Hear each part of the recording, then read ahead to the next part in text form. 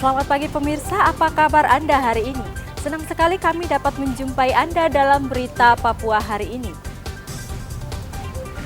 Saya Yuni Rumbarar beserta tim redaksi telah menyiapkan sejumlah berita menarik dan aktual untuk Anda. Berikut 3 berita utama.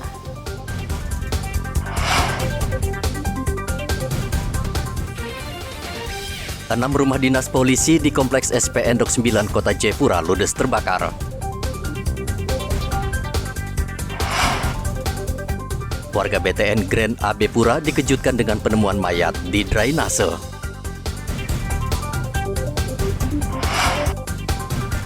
Ribuan warga Papua Selatan sambut penjabat gubernur baru.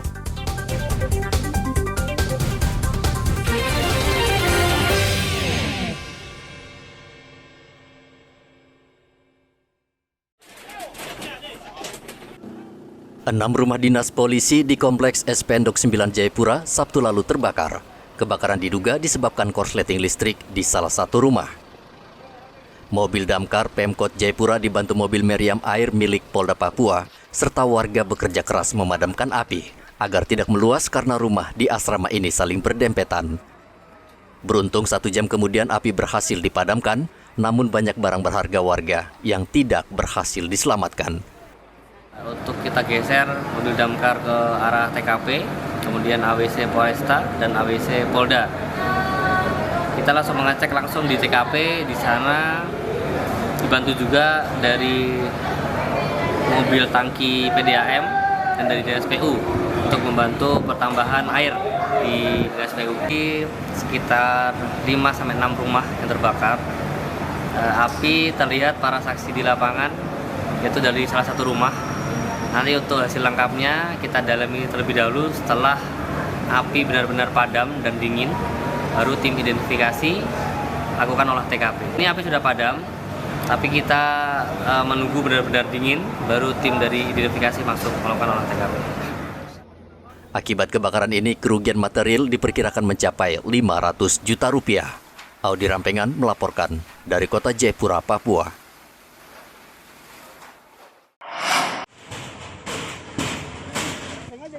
Sebuah warung makan di Kota Sorong, Provinsi Papua Barat menjadi sasaran kemarahan warga karena menjual makanan yang diduga membuat warga keracunan. Warga yang emosi kemudian membakar warung makan tersebut.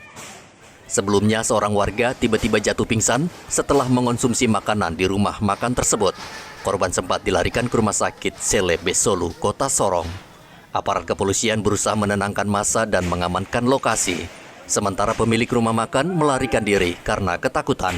Awalnya makan di warung, ternyata informasinya ada indikasi makanan tersebut sudah melewati kadaluarsa, sehingga mahasiswa tersebut ke rumah sakit dan gatal-gatal. Itu aja untuk rumah sakitnya. Dari imbasnya itu terjadi pengerusakan di warung.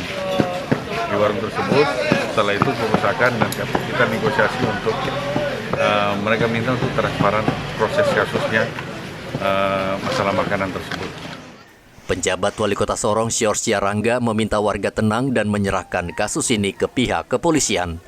Emosi mereka karena saudara mereka ini ya, tetapi sudah diberikan pemahaman yang baik. Kami berharap bahwa kita tetap, saya sebagai penjabat Wali Kota, bertanggung jawab dan berharap untuk mari masyarakat kita menjaga situasi keamanan kondusif di Kota Sorong. Kita jadikan Kota Sorong jadi kota yang aman, ya, kota yang bersih, indah, aman dan sejahtera ya.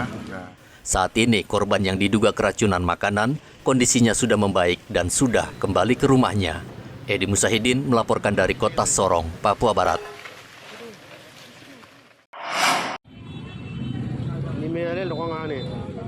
Sesosok mayat pria ditemukan warga tergeletak di kolong jembatan, tepatnya di jalan masuk ke perumahan Kota Raja Grand, Kota Jayapura, Sabtu lalu.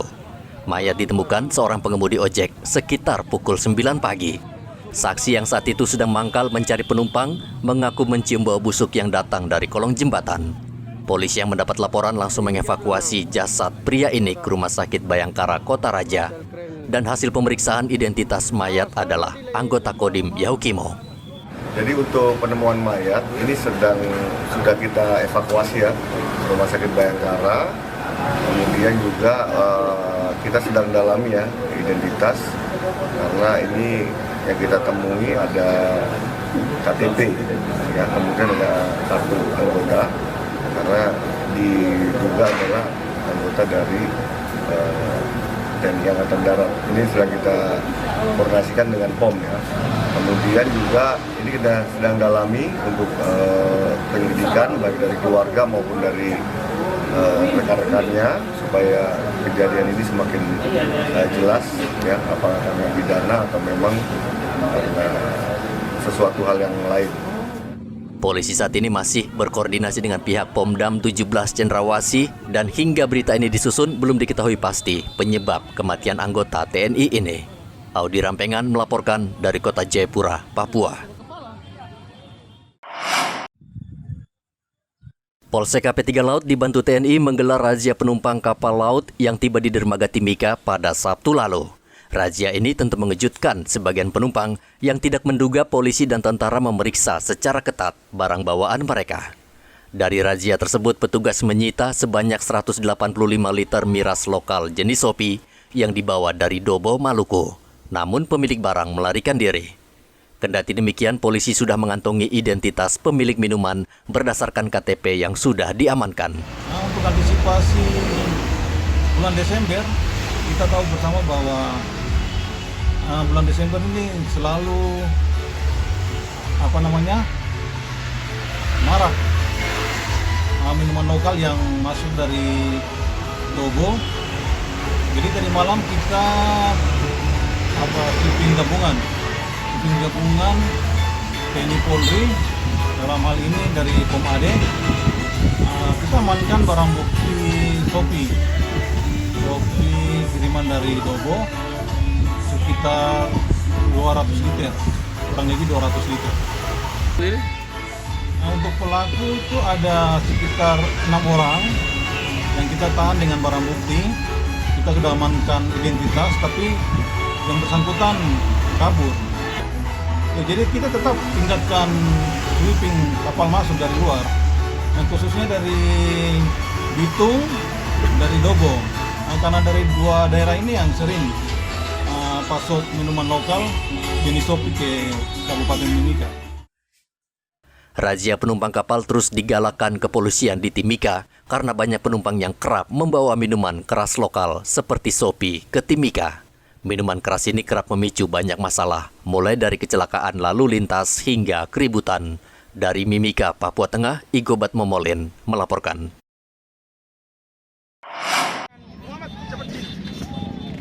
Warga Manokwari, Papua Barat melakukan konvoi kendaraan untuk memeriahkan Piala Dunia Qatar 2022. Pawai dimulai dari lapangan Borasi hingga ke Jalan Trikorawosi.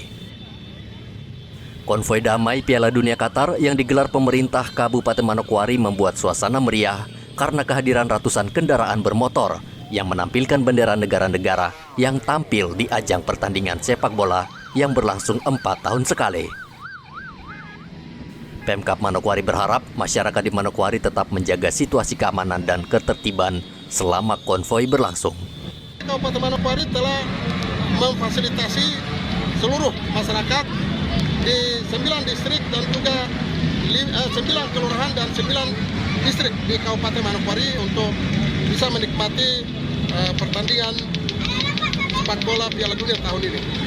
Masyarakat menyambut Piala Dunia agar tetap menjaga sportivitas dan juga menjaga semangat persaudaraan antar kita sesama warga Manokwari, sehingga walaupun tim dukungan kita berbeda-beda, tetapi kita adalah sama-sama warga masyarakat Manokwari. Pada hal yang telah menguntungkan Papua Barat ini, kita menjauhkan dari situ supaya semua melihat ke sini supaya Manokwari jalan dengan aman dan tertib. Sementara itu di Merauke, Papua Selatan, ratusan pengendara motor dan mobil juga konvoi mengelilingi kota. Berbagai atribut tim kesayangan warga digunakan dalam konvoi yang diikuti ratusan mobil dan motor itu. Konvoi ini mendapat pengawalan polisi agar tidak terjadi kemacetan dan mengganggu pengendara lain. Konvoi ini dengan kondisi damai, nyaman, supaya sama-sama menikmati indahnya sepak bola melalui pemain-pemain internasional. Tim-tim kebanggaan kami, fans-fans negara kami, para supporternya di sini juga ada. Kami dari kontingen fans Argentina Kabupaten Merauke siap untuk mengimpor teman-teman lain dari fans negara-negara yang ada. Piala Dunia 2022 di Qatar mulai berlangsung Ahad kemarin. Sebanyak 34 negara berlaga dalam kompetisi sepak bola paling bergengsi ini. Brasil, Inggris, dan Prancis merupakan 3 negara yang dijagokan menjadi juara tahun ini. Piala Dunia juga disiarkan langsung oleh stasiun televisi SCTV dan Indosiar, serta video.com. Edi Musahidin dan Muhammad Ridwan melaporkan dari Manokwari dan Merauke.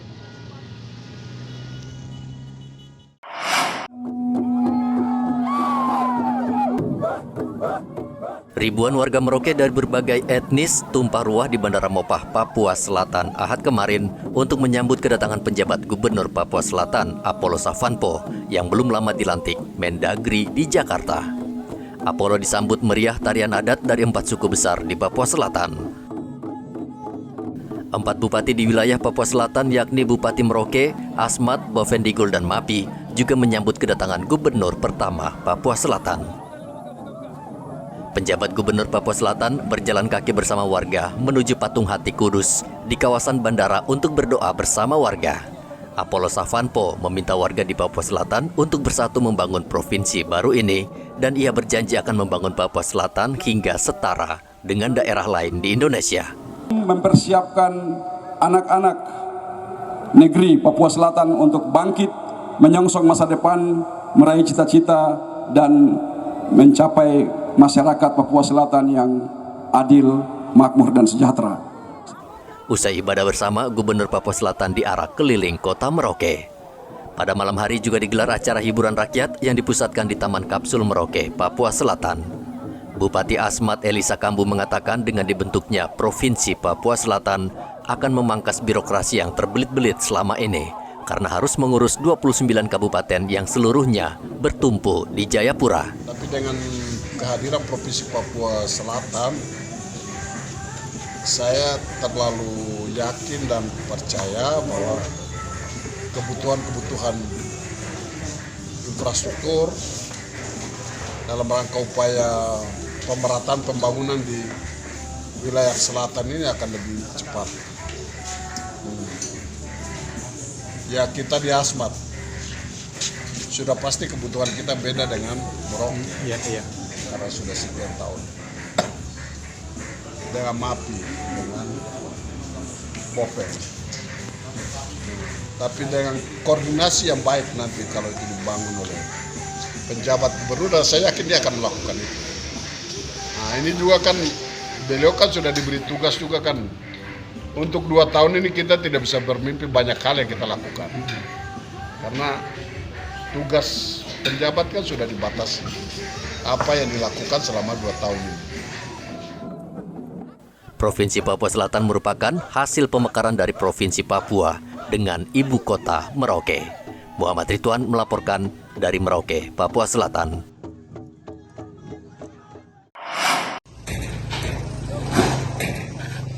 Ratusan personel TNI Polri dan masyarakat di Dogiai, Papua Tengah, Sabtu lalu membersihkan puing-puing sisa kebakaran pasar Monamani di Kampung Ikebo. Pasar ini luluh lantak dibakar massa saat kerusuhan yang terjadi 12 November lalu. Pembersihan dilakukan agar warga bisa kembali membangun kios sehingga roda ekonomi di Dogiai bisa segera pulih, apalagi menjelang perayaan Natal dan Tahun Baru. Kondisi di Dogiai pasca kerusuhan memang porak-poranda. Banyak rumah dan fasilitas masyarakat rusak. Namun kini kondisi berangsur membaik dan aktivitas warga sudah mulai berjalan normal. Membersihkan tempat lokasi kebakaran ini guna agar kita bisa cepat membangun dan perekonomian di Kabupaten Dogiai dapat berjalan semaksimal mungkin dan bisa dapat berjalan seperti biasanya karena menjelang Natal dan Tahun Baru, sehingga tempat ini segera kami bersihkan untuk para pedagang bisa membangun kembali apa yang harus mereka lakukan di Kabupaten Dogiai ini. Semoga ke depan Kabupaten Dogiai semakin aman, semakin kondusif, sehingga aktivitas masyarakat baik itu pemerintahan, TNI, Polri, dan masyarakat pedagang yang ada di Kabupaten Dogiai dapat beraktivitas kembali seperti biasa. Total kerugian material akibat kerusuhan di Kabupaten Dogiai diperkirakan mencapai 20 miliar rupiah. Menurut catatan kepolisian, sebanyak 27 rumah, 6 bangunan kantor pemerintah, dan 51 kios ludes terbakar. Sementara 1 orang bernama Iqbal meninggal dunia. Dari Dogiai, Papua Tengah, Hendra melaporkan.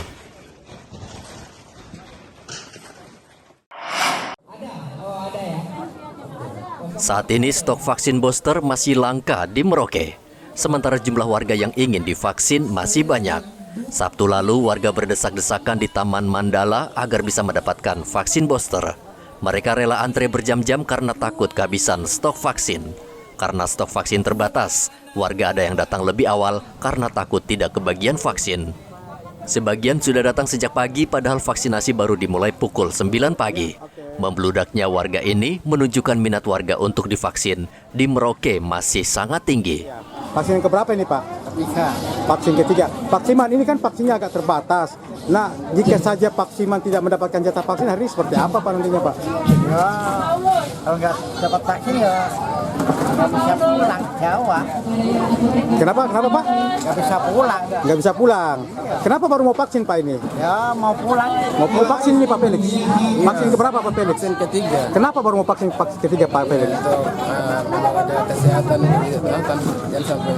Oh gitu ya. Pak Felix, ini kan vaksinnya kan terbatas. Nah kalau seandainya Pak Felix tidak dapat jatah seperti apa nanti Pak? Bisa kita tunggu lagi. Oh tunggu. Vaksin keberapa Pak?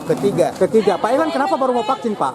Ya habis kita di sana di Jawa ya sakit dulu gitu nggak sempat. Oh nggak sempat. Pak Ilan ini kan vaksinnya terbatas ya. Ya. Kalau seandainya Pak Ilan tidak dapat vaksin hari ini kenapa Pak? Bagaimana?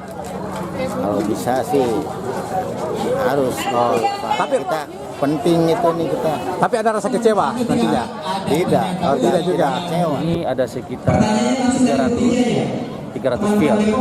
Ya. Nah ini untuk vaksin keberapa aja Pak itu? Nah, ini kami berikan kesempatan kepada masyarakat untuk vaksin yang booster 1 dan booster yang kedua. Pak Edo, ini kan minat masyarakat cukup tinggi ya karena mungkin keterbatasan vaksin yang ada pada Dinas Kesehatan. Nah kira-kira jika lebih dari 300 ini apakah ada penambahan nantinya dari panitia ini Pak Edo? Kalau misalnya nantinya yang berminat untuk vaksin pada hari ini lebih dari 300 maka mungkin nanti kami akan menyarankan untuk mereka dapat mengikuti di sarana puskesmas. Vaksin yang disediakan Dinas Kesehatan Merauke hanya untuk 300 orang. Selain vaksin booster, panitia juga menyediakan vaksin pertama dan vaksin kedua. Panitia menghimbau warga yang tidak kebagian vaksin agar segera mendatangi fasilitas kesehatan lain seperti puskesmas.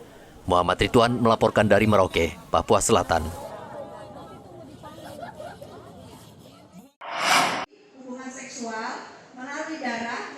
Ratusan pekerja di tempat hiburan malam Merauke mengikuti penyuluhan kesehatan terkait penularan HIV dan IMS yang dilakukan Pusat Kesehatan Reproduksi Dinas Kesehatan Merauke. Pekerja di tempat hiburan malam merupakan salah satu kelompok yang beresiko tinggi dan rentan tertular penyakit ini. Jumlah penderita HIV di Merauke saat ini meningkat tajam sehingga dalam rangka Hari AIDS Sedunia, Dinas Kesehatan berupaya menekan penyebaran HIV di Merauke, salah satunya dengan melakukan penyuluhan. Berkaitan dengan Perda yang berlaku di Kabupaten Merauke, yaitu Perda nomor 3 tahun 2013 tentang pencegahan dan penanggulangan HIV dan IMS. Di mana di dalam Perda itu bahwa kelompok risiko tinggi setiap bulan harus kontrol atau screening dan juga harus kita berikan sosialisasi kepada mereka untuk kita selalu mengingatkan mereka akan pentingnya penggunaan kondom ya, sehingga mereka bisa ikut berperan atau berpartisipasi aktif dalam menurunkan kasus IMS dan HIV di Kabupaten Merauke. Seperti yang kita ketahui, untuk tahun 2022 ini kasus HIV di Kabupaten Merauke, kalau kita bandingkan dengan beberapa tahun sebelum ini, itu agak peningkatan kasus sedikit ya, tapi memang tidak terlalu signifikan.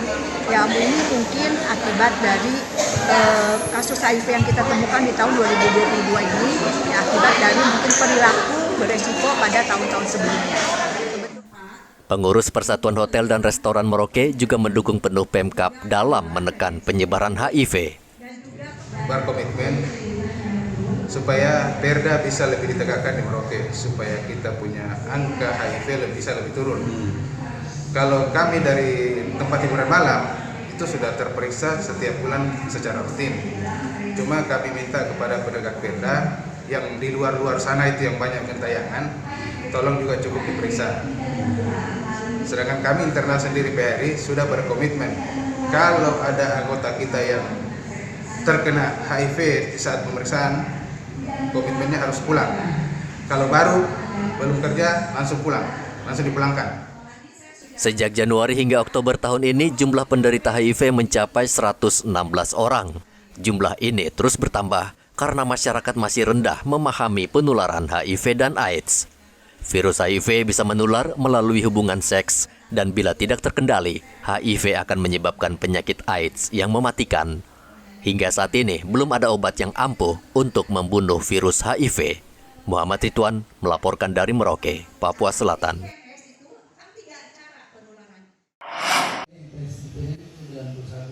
Putra-putri asli suku Amungme dan Komoro ternyata belum banyak yang mengetahui tentang sekolah kedinasan. Kalaupun mereka tahu, banyak di antara mereka yang gagal lolos dan masuk ke sekolah kedinasan. Kondisi ini sangat memprihatinkan bagi masa depan mereka, karena pendidikan di sekolah kedinasan bisa mengubah hidup mereka menjadi lebih baik. Untuk mengatasi hambatan ini, BKPSDM Mimika mendatangkan pembimbing dari Lembaga Patriot Muda untuk membuka wawasan puluhan anak-anak asli suku Amungme dan Kamoro agar mau mendaftar di sekolah kedinasan. Alan, seorang pelajar, mengatakan pada awalnya cita-citanya ingin menjadi seniman. Namun setelah mengikuti bimbingan, pikirannya berubah. Ia kini ingin masuk ke sekolah kedinasan. Menurut saya, pandangan saya terhadap penjelasan yang barusan tadi kami terima itu ya, wawasan kita bertambah. Wawasan kita bertambah luas tentang ilmu pemerintahan yang sebelumnya kita tidak tahu, kita menjadi tahu sekarang. Jadi kita cukup berinisiatif untuk. Yang awalnya saya tidak berinisiatif karena memang saya tidak suka dengan pemerintahan. Sekarang setelah belajar saya jadi mulai cukup senang. Karena saya cita-cita ingin jadi seniman,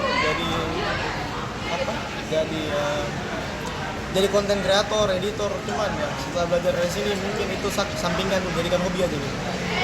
Ini yang mau fokus ke sini mungkin nanti ke depannya. Ada sudah lega karena sebelumnya juga orang tua kasih tahu kayak bilang masuk di PDN, tapi belum terlalu tahu apa itu PDN dan itu apa sekolah kedinasan ya. Tapi setelah tadi penjelasan dari Patriot Muda, Tuhan sekarang sudah mengerti dan punya rencana juga kalau Tuhan izinkan masuk.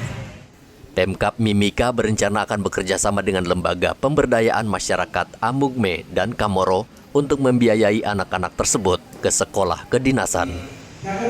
Khusus anak-anak Amungme dan Kamoro ini selalu kurang dalam hal bersaing, khususnya dalam hal pelaksanaan tes. Kita tahu bahwa saat ini tes untuk sekolah kedinasan itu seluruhnya menggunakan sistem online. Kekurangan kita, mereka itu tidak terbiasa dengan menggunakan teknologi dalam hal ini komputer. Kemudian kecepatan mereka itu karena tidak terbiasa dengan melatih soal-soal yang berdasarkan itu juga kita melihat bahwa selama ini kalau bilang pemerintah bukan kurang peduli, tidak serius memperhatikan hal ini. Padahal sesungguhnya hal ini sangat mendasar untuk bagaimana kita mengangkat mereka untuk bisa bersaing, bisa berkompetensi dengan saudara-saudara kita yang lain. Seperti itu. Itulah yang melatar belakangi saya untuk coba menggandeng lembaga bimbel yang memang berkompeten di dalam bidangnya untuk mengarahkan dan membimbing mereka ini sampai dengan melaksanakan pelaksanaan tes. Saat ini BKPSDM tengah mendata anak-anak Amungme dan Kamoro yang duduk di bangku kelas 3 atau kelas 12 SMU dan SMK di Kabupaten Mimika. Setelah itu akan dilakukan seleksi untuk mengikuti bimbingan belajar di lembaga bimbel. Rencananya pada bulan Desember akan dilakukan proses seleksi. Mereka yang lolos sudah bisa mengikuti bimbingan belajar karena tes sekolah kedinasan biasanya dimulai pada bulan Maret tahun depan. Dari Mimika, Papua Tengah, Igobat Momolin melaporkan. Informasi tadi sekaligus menutup jumpa kita dalam Berita Papua hari ini. Saya Yuni Rumbarar dan tim redaksi yang bertugas mengucapkan terima kasih atas kebersamaan Anda. Selamat pagi dan sampai jumpa. Wanyambe.